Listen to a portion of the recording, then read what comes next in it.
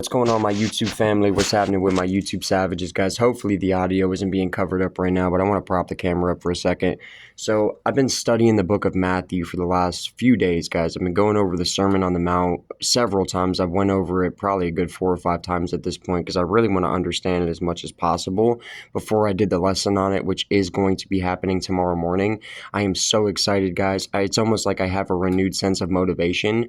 So for more reason than one, guys, the expectations that I've been kind of allowing myself to feed into, not just the expectations of other people, but also the expectations I've been putting on myself. So because of all the spiritual warfare I've been dealing with for so long now, guys, all the people that have kind of come after me and, you know, without even realizing it, I've basically put it upon myself to kind of go to war with these people all on my own. When at the end of the day, I got to practice what I preach here and be the example for all you guys. We're meant to be the salt of the earth. What does that mean? It means that we're meant to be the light of the earth.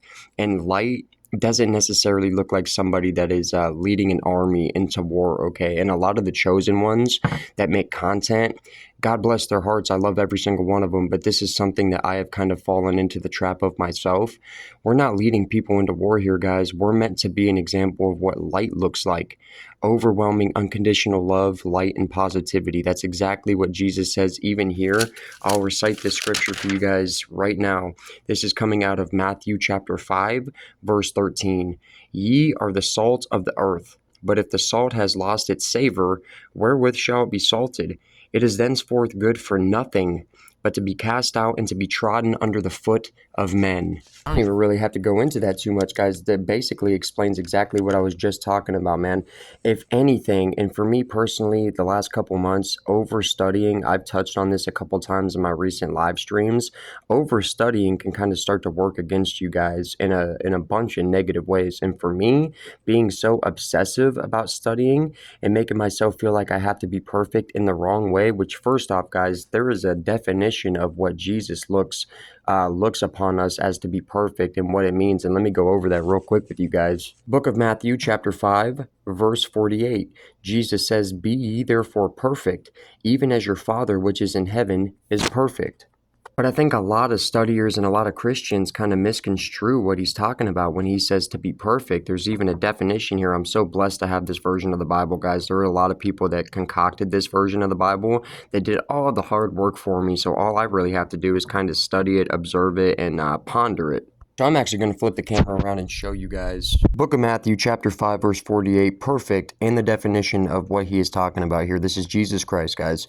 Mature and fully developed. While we are on earth, we retain the old nature. We are not perfect as God the Father and Son are sinlessly perfect, but we can be mature insofar as we have progressed along the pathway towards heaven and Christ's presence. For example, an apple may not be due to ripen completely until October, but it may be ripe and ready to pick in September.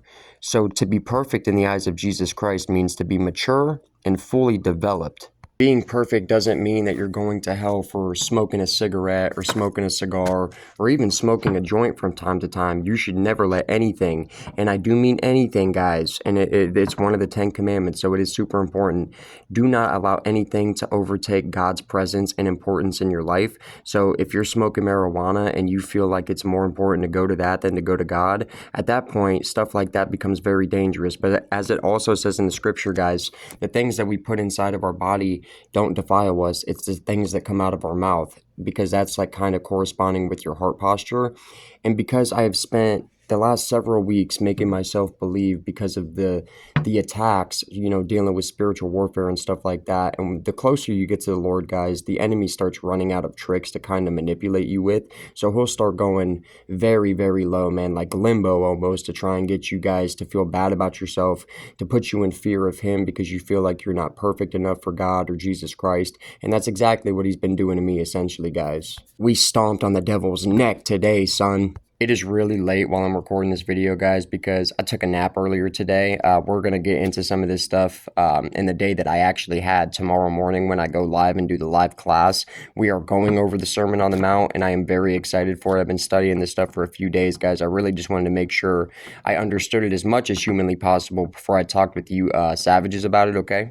We're trying to be as quiet as possible. Shh. But yeah, guys, if you're setting the expectation, I'm just telling you guys from personal experience, man, not everybody's walk with Jesus is going to be exactly the same, okay? We're all different human beings. But for me, because I started to kind of obsessively study this stuff and I was going to war with so many different people practicing witchcraft and stuff like this, guys, the spiritual warfare was super heavy for a while.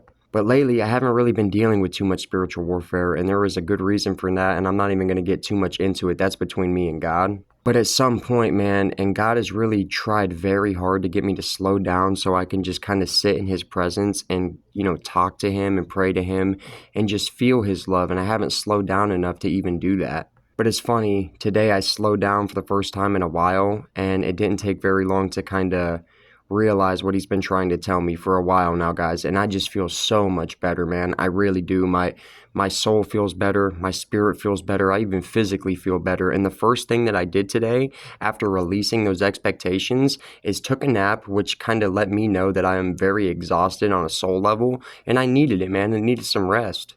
Man, I've been sitting here for an hour right now just like studying the book of Matthew. It kind of renewed and rejuvenated my motivation to study the gospel. Just something, guys, I've been dealing with this for the last couple of weeks, but because I've been so obsessive about some of this stuff and I've kind of, held myself to such a high standard, it's actually gotten me further away from showing people unconditional love. It's had me in battle mode. It's had me like I'm feeling like a general taking people to war. That is absolutely not what Jesus wants us to do, guys.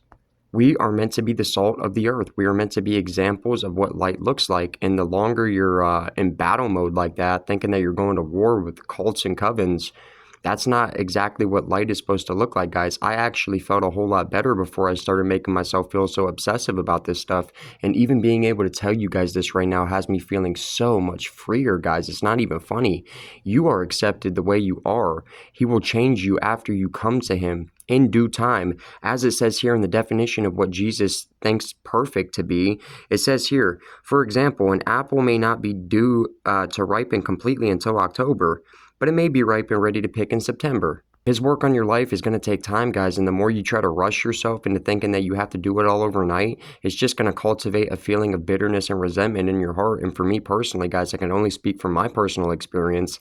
It's gotten me further away from the Lord, honestly. So I'm very happy to say I do not feel like that any longer, man. Being able to let go of all that excess baggage, bro, off of my back, I feel so much better. It's not even funny. And I can actually smile genuinely, which feels so, so, so good.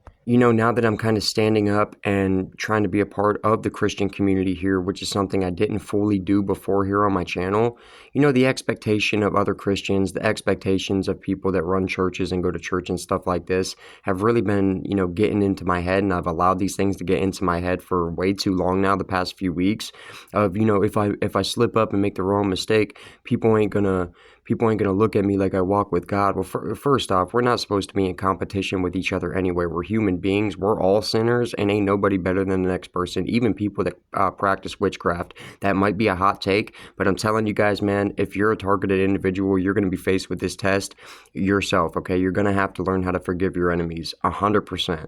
Not just saying you forgive your enemies, but in your heart, because God and Jesus, they definitely look at your heart first, okay? Figured this out from personal experience. We can say we forgive them all we want, but if you're not really, really forgiving them in your heart, it really goes all out the window, guys. At that point, it doesn't even matter. Just understand, savages, nobody is better than the next person, no matter how many people try to hurt you or how many times they try to hurt you. I can promise you guys, those people are hurting themselves in some way, shape, or form. Otherwise, they wouldn't be doing that stuff to you guys in the first place. And you're set apart by God. You're meant to be different than all those people. So don't start doing all the same things back. Don't start like being like, oh, I love everybody, but I don't love that person. They're not worthy of my love, because you will be judged the same way. If you don't forgive your enemies of their trespasses, God isn't going to forgive you of yours, guys. And I'm telling you guys right now,